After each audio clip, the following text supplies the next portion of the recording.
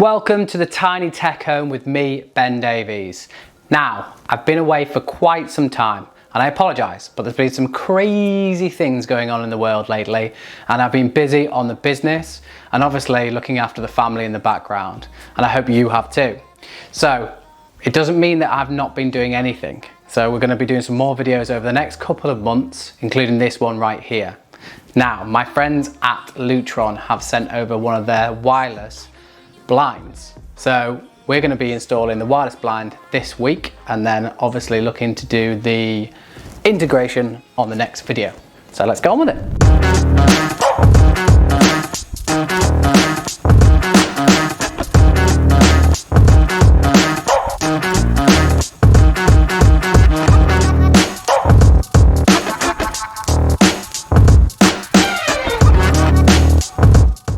Okay, first things first, measuring. Super important when you're manufacturing a blind, as you can imagine, and something I didn't really know about until my Lutron rep told me.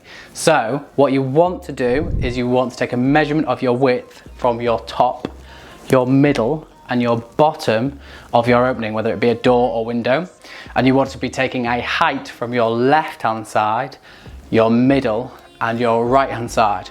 This will allow a Lutron's manufacturing team to manufacture your blind to the right size so it fits even if your door or your window is slightly out of skew.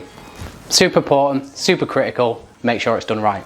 Okay, onto the installation of the blind itself. Now, I've cheated a little bit here because obviously it's already up, but effectively what you're going to be doing is you find the back plate of the Lutron blind in your packaging. It's the L-shaped profile that comes. This piece you want to be drilling 4 equidistance holes for your mounting into the actual top section of your opening.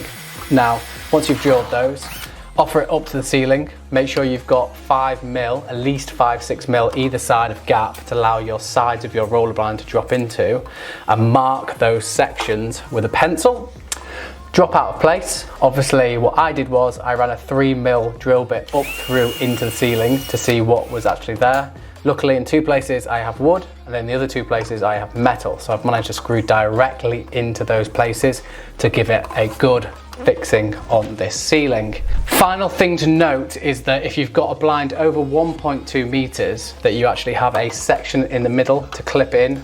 I think this is to obviously allow the blind to roll and not to rub onto the actual back plate itself. And I'm guessing on the smaller ones it doesn't do this.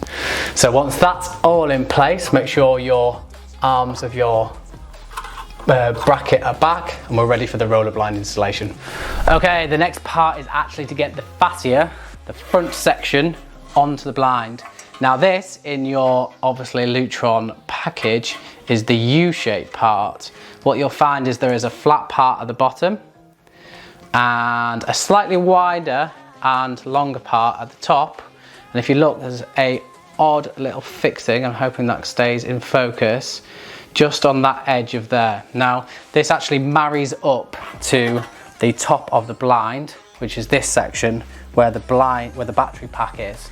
And all you want to be doing is finding that little section, hooking it on, and as he says, slide it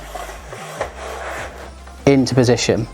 Now this still allows you to get access to the battery pack because it actually does fold down like so and folds back up again and into place, and then that gives you a rough width of what you're working with the blind itself once it's going to be up and in place.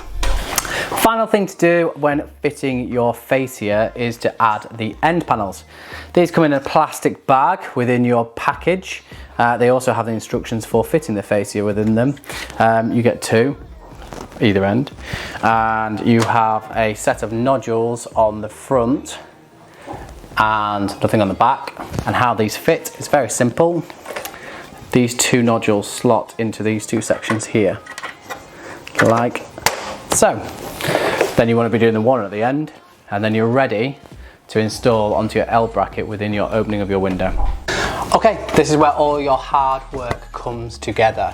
So if you've got all your measurements in the right place, you've made sure that you've got your tabs, your locking tabs out, your fixings are nice and strong, you've got this central piece in. If your blind is over 1.2 meters, you can then just slot this in, he says, with all trepidation,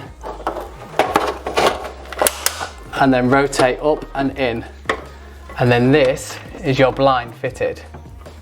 Now, obviously, we've got some of the packing and material still in there, but you can still pull this down to get your batteries in at the top, down here, and you can obviously get this back up into place. And once this is clicked in, it will actually hold and become the fascia to the top of your blind. Okay, nearly at the end of this. So what we need to do is to hold this into place. There's a couple of security tabs up at the top of the blind, right at the back. I'll zoom in on this. Push these into position. They're both at these top sections. This is why we held them out slightly to push into place once the blind was here. And then once that's actually done, we need to get the batteries in place. Once the batteries are in place, this lid can go on, the plastic can come off the front of it, the tabs on the actual blind holding the blind in place can come off, and we're ready to integrate it into the RA2 Select system.